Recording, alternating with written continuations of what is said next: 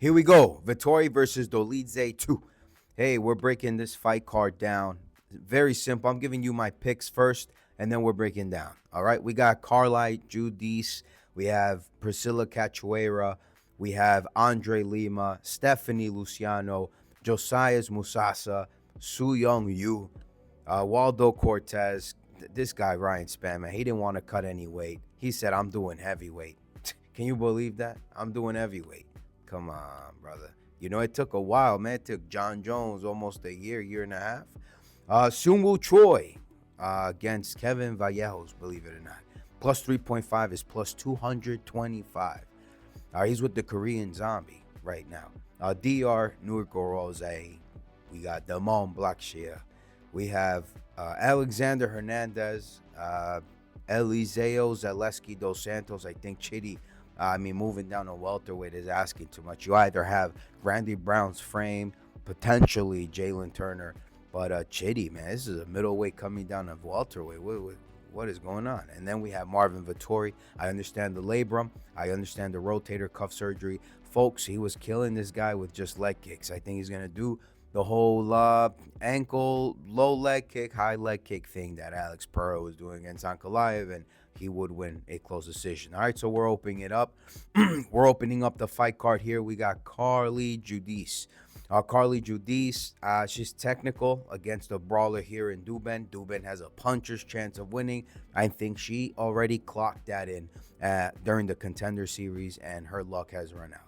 All right, Josiane Nunes. You're relying on overhands. Priscilla could just bring her down. Body lock. She can mount Nunes. Nunes is rather small for a bantamweight. I think Cachoeira can get this done if she utilizes her reach effectively. Daniel Barrez, man, these kickboxers.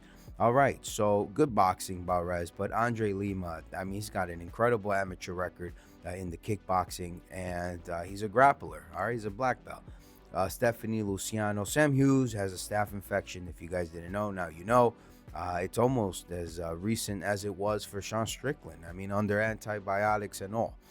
Luciano just needs to stick to her jab, stick and move, man. Play against the range here, and we're good to go. Carlos Vera, this guy's like a Claudio Pueyas, man, always seeking a knee bar. Josias Musasa, he's moved. He sprawls well, he strikes, and I think that his takedown defense is incredible. Even when he was brought down, this guy knew how to keep himself together and come back up on his feet. Su Young Yu. Hey, Su Young Yu seems a bit undersized here, but AJ Cunningham is cutting down for the first time to bantamweight. Hey, you got to be very technical, powerful, and fast. And I don't think AJ Cunningham is any of that right now. Potentially after this fight, maybe.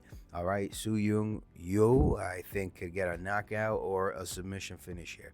Waldo Cortez, he is shorter, much smaller than Ryan Spann.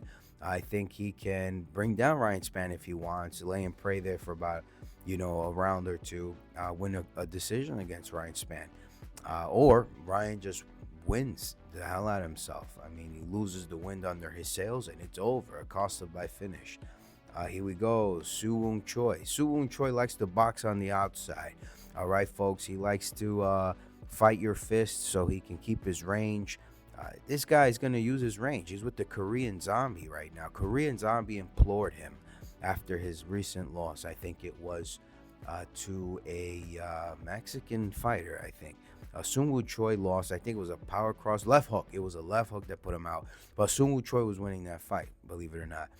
Korean Zombie implored him. Sungwoo Choi just finished the fight camp with him. And we got Kevin Vallejos, who's incredibly undersized for featherweight, folks. He's much smaller than Yia Topuria, believe it or not.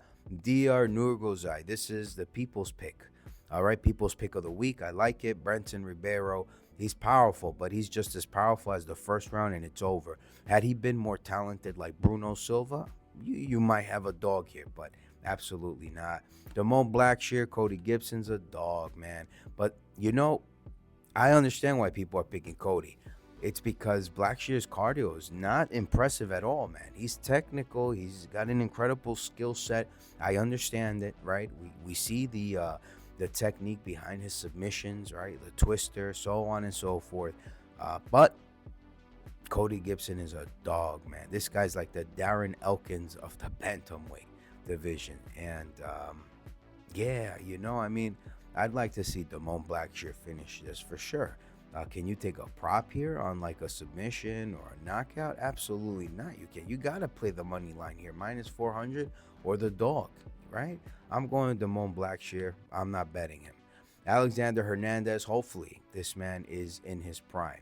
If he is in his prime, then I am very confident.